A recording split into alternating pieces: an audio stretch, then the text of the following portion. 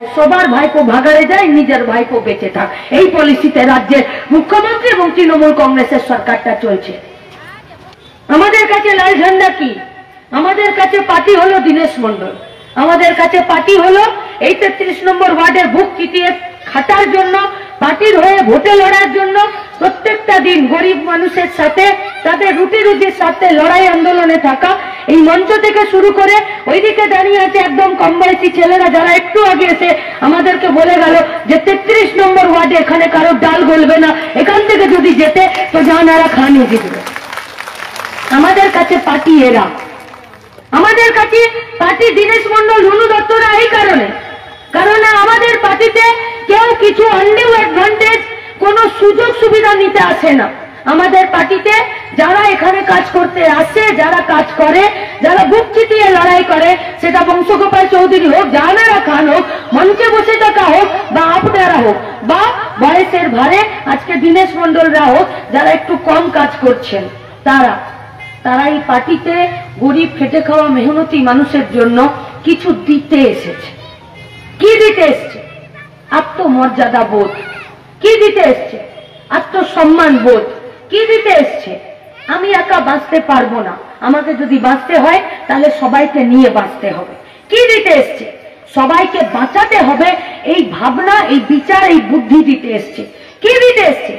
একা কোন রকমে 5,000 10,000 ইলিগাল 2 নম্বরই বেআইনি রাস্তায় দাঁড়িয়ে 200-500 টাকা ইনকাম করে নিয়ে ঘর ঢুকে যাওয়াটাকে পার্টি বলে না।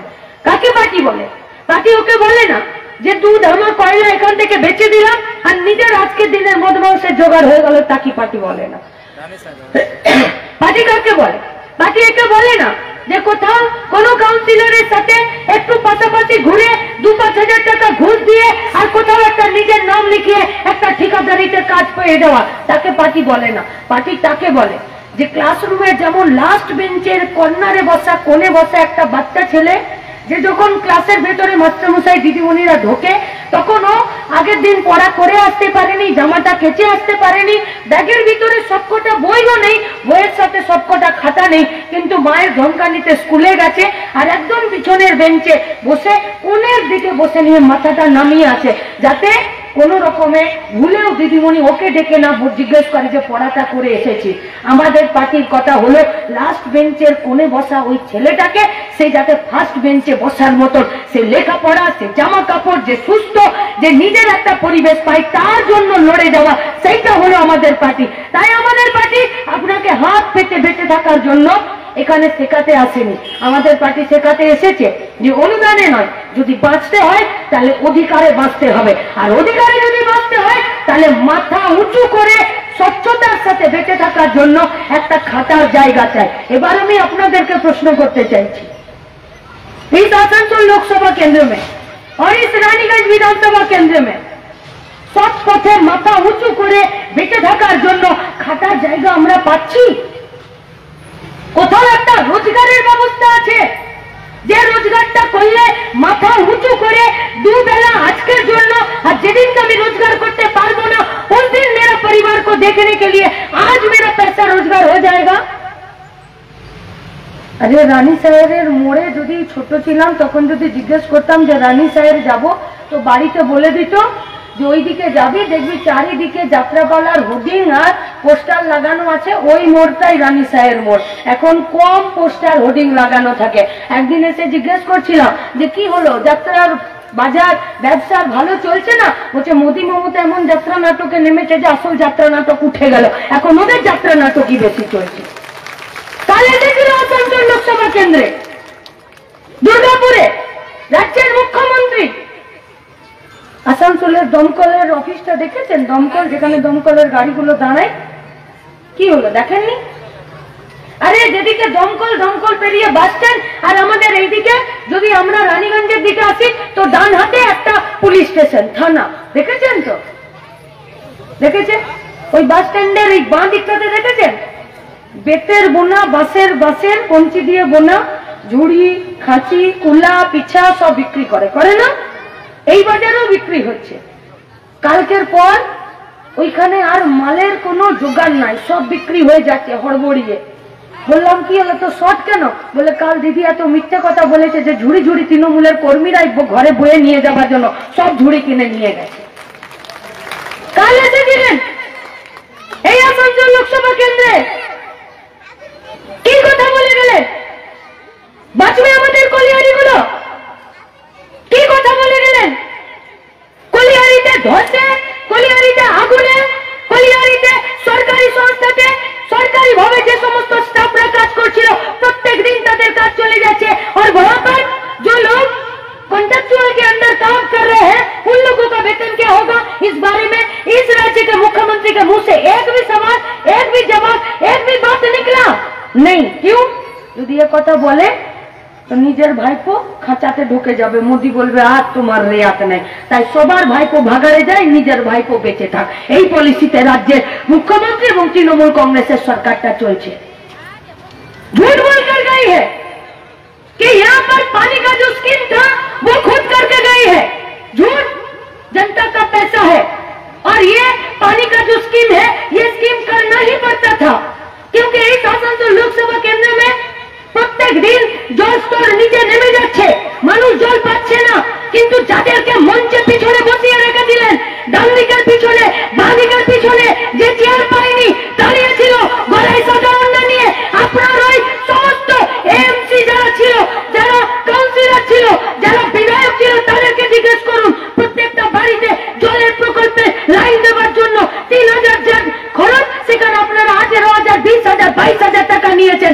আপনি যখন বলছিলেন গলা উঁচু করে আঁচলটাকে নিয়ে আর মাইকটাকে নিয়ে গোটা মঞ্চে দিক থেকে ওদিক, তখন পিছনে ওরা মাদারি খেল দেখে হাততালি তো বাজাচ্ছিল, কিন্তু নিচে নামতেই গোটা আসানসোল লোকসভা কেন্দ্রে যারা পয়সা খরচা করে জল নিয়েছে তারা তাদের কলারটা 4 জুন জাহানারা খানকে সাথে নিয়ে ধরে গলায় গামছা দিয়ে যে পয়সা দিয়ে ঘুষ দিয়ে জল নিয়েছে সেই পয়সাটা তাদের কাছে আদায় করবে। সেদিন আমরা দেখব রাজ্যের মুখ্যমন্ত্রী কত বড় বুকের ধক নিয়ে এখানে কথা বলতে পারে, আর পিছনে যারা মাদারি খেল দেখার মতন কালকে দাঁড়িয়ে তালি দিচ্ছিল তাদের কতটা তালি বাজে। কি বলতে চাইছেন আপনি? গোটা আসানসোল কর্পোরেশনের কথা ছেড়ে দিলাম, শুধুমাত্র এই রানীগঞ্জ যদি পুরনো পৌরসভা আর এখানকার 11টা ওয়ার্ডের কথা আমরা জিজ্ঞেস করি, 102টা বুথ আছে এখানে, শুধুমাত্র রানীগঞ্জ পৌরসভাতে একটা দুটো বুথ बांटते पारे বা कमते पारे। सुबह जब हम लोग घर से निकलते हैं तब जो लोग सफाई करते हैं सुबह से लेकर दोपहर तक इस कड़कती धूप में, तब भी हम लोग बोलते हैं যে আমার নালিটা একটু ওইদিকে বেশি করে নিয়ে নিবি। যদি বলে যে দাদা একটু জল হবে তো বাড়ি থেকে যে জলটা দিয়ে দেয় তো বলে ওই বোতলটা ওদেরকেই দিয়ে দিবি, বোতলটা আর ঘরে নিবি না কারণ ওরা নোংরা ঘাটছে। রাজ্যের মুখ্যমন্ত্রী আসানসোলের বুকে এসে সভা করলেন, একটা কথা বলে যেতে পারলেন যে এই রানীগঞ্জ এখানে যে বড়টা আছে সেই বড়তে যারা স্থায়ী পার্মানেন্ট কাজ করছে তারা 43 জন আর 392 জন অস্থায়ী সাফাই কর্মী আছে, তাদের বেতনটা কত? আসানসোল কর্পোরেশনের অভ্যন্তরে 1,500 না 3,000 করে কাউন্সিলরদের বেতন বাড়লো। লজ্জা করে না আপনাদের? যারা ভোরবেলা থেকে শুরু করে দুপুর 2টো পর্যন্ত প্রত্যেকটা দিন গোটা এলাকা সাফাই করছে তাদেরকে 35 টাকা না 30 টাকা বেতন বাড়ানোর জন্য বড়গুলো আর আসানসোল কর্পোরেশন আমাদেরকে আমাদের সাফাই কর্মীর ইউনিয়নের পক্ষ থেকে আমাদেরকে অবরোধ করতে হলো। তবে গিয়ে একদিকে কাউন্সিলরদের বেতন বাড়লো 1000 আর ওদের বেতন বাড়লো 30 টাকা। काउंसिलर काउंसिलर है और जो सफाई कर्मी है उसका कोई जिंदगी भी नहीं, उसका कोई परिवार भी नहीं। কত টাকা বেতন পাচ্ছে? 83টা আইসিডিএস সেন্টার আছে, 103টা বুথ, 103টা বুথে যদি 1000 করে ভোটার ধরি তাহলে কত ভোটার হয়? ভোটার বাদ দিয়ে দিন, তার সঙ্গে জনসংখ্যা কত হয়? একটা বুথে যদি 1000 ভোটার হয় তাহলে জনসংখ্যা হবে 1,500। একটা বুথে যদি 1,500 জনসংখ্যা হয় তাহলে 100টা বুথে लाख लाख जनसंख्या, সেখানে মাত্র 83টা आईसीडीएस सेंटर चल रहा है आंगनबाड़ी का। आंगनबाड़ी का जो लोग है, जो सहायिका है, जो कर्मी है, उन लोगों का काम क्या है? जो प्रेग्नेंट महिला हम लोगों का घर में, हम लोगों का गांव में, हम लोगों का बस्तियों में वो लोग बसर करता है, उन लोगों के पास जाना, वो लोग अपना पोलियो वाला कार्ड बनाया है या नहीं, वो लोग ठीक तरह से अपना टीका लिया है ना नहीं, उन लोगों का शरीर में खून है या नहीं, वो लोग खाना ठीक तरह से पा रहा है या नहीं, उन लोगों का शरीर में खून या दूध है, ये जांच करना उन लोगों का काम नहीं है। उन लोगों का ये काम नहीं है आईसीडीएस का कि दिन भर में ताদের বাড়িতে একটা ডিম সেদ্ধ, কিছু সয়াবিন, কিছু মুসুরির ডাল, একটু ছাতু মাখা পৌঁছে দিই।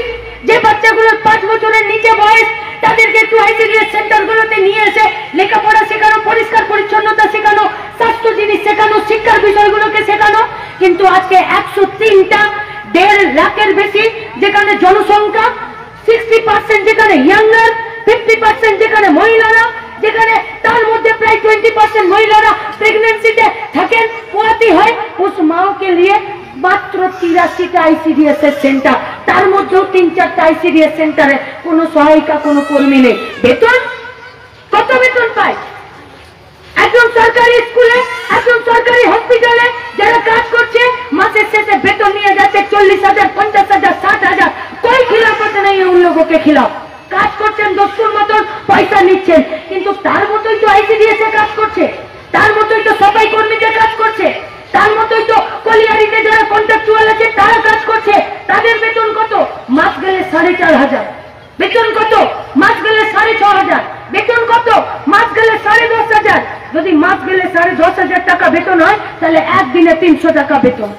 মাস গেলে যদি 450 টাকা বেতন হয়, 4,500 টাকা, তাহলে দিন গেলে 150 টাকা বেতন। 150 টাকাতে কি হয় একদিনে? কি হয়? আসানসোল কর্পোরেশনের মেয়র থেকে রাজ্যের মুখ্যমন্ত্রী আসানসোল লোকসভা কেন্দ্রে এলেন। আসানসোল লোকসভা কেন্দ্রে 8টা পঞ্চায়েতের ব্লক আর 102টা এখানে আমাদের ওয়ার্ড 106টা। সেই 100 এতগুলো ওয়ার্ডে যে সাফাই কর্মীরা আছে, যে আইসিডিএস সেন্টার আছে, সেখানে যে মহিলারা সুস্থতা সেবা নিতে যাবে, তাদেরকে যারা সেবা দেবে, তাদের জন্য কোনো কথা বললেন না। ব্লুপ্রিন্ট নেই है। क्यों? কারণ তিনি এখন কয়লা চোরের টাকার পয়সাতে গাড়িতে ঘুরে বেড়াচ্ছেন গোটা দুর্গাপুর আর গোটা আসানসোল জুড়ে। আর আপনার আমার ট্যাক্সের টাকাতে 100 কোটি টাকা খরচা করে হেলিকপ্টারে ঘুরে বেড়াচ্ছেন। মিথ্যে কথা বলছেন। ডিসেম্বরে বাড়ি তৈরির পয়সা দিয়ে দেবে, মিথ্যে কথা বলছেন। এর ওর হাতে টাকা গুঁজে দেবেন। আমি থাকি কুলটিতে, নিয়ামতপুর বাজারে, আমিও আমার জামা কাপড় সেলাই করাতে চাই। পয়লা বৈশাখের আগে আমিও গেছিলাম দোকান। লেডিস টেলারটার বাইরে পাশে জেন্টস টেলারটাও ছিল। একটা লোক গেছিল একটা ছিট নিয়ে, কাপড় নিয়ে। बोला कि भैया तो पैंट बना दीजिए, कितना पैसा लगेगा? बोला 350 रुपए। बोला अगर जंगिया बनाएंगे तो कितना लगेगा? तो बोला 35 रुपए। तो बोला ठीक है, मेरे पास तो 350 रुपए नहीं है, ये मेरा कपड़ा है, आप एक तो जंगिया ही बना दीजिए 35 रुपए में। बस एक चीज का ख्याल रखना, झुलटा जाते पा पर्यন্ত হয়। চালাকি দিয়ে কখনো দেশ চলে? চালাকি দিয়ে কখনো বিধানসভা চলে? চালাকি দিয়ে কখনো মানুষের ভোট আদায় করা যায়? पैसा है आपके पास, मंच बनाकर लोगों को झूठा दिलासा, लोगों को खोखले बांधे और झूठी सपने आप लोग दिखाकर जा रहे हैं। गोटा आसानसोल শিল্পাঞ্চলটা ডুবে যাচ্ছে। ওদিকে চিত্তরঞ্জন রেল ইঞ্জিন কারখানাটা যে কোনো দিন বন্ধ হয়ে যেতে পারে। হিন্দুস্তান কেবলসটা বন্ধ হয়ে গেছে। এনডিএ গভর্নমেন্টে যখন বিজেপি পার্টিটা এএসএ চালুয়ালিয়ারা সেদিনকে সরকারে ছিল অটল বিহারী বাজপেয়ী, সেদিনকে कुल्टी कारखाना बंद कर दिए चले गए। यूपीए गवर्नमेंट मनमोहन सिंह का सरकार और बंसो गोपाल चौधरी जब एमपी थे, उनके साथ और 60-62 एमपी, जब वो लोग बाहर से बोले थे कि हम लोगों को ना तो मिनिस्ट्री चाहिए, ना तो हम लोगों को गाड़ी चाहिए, ना तो हम लोगों को बंगला चाहिए, तो कांग्रेस का प्रधानमंत्री मनमोहन सिंह, इंदिरा गांधी, राजीव गांधी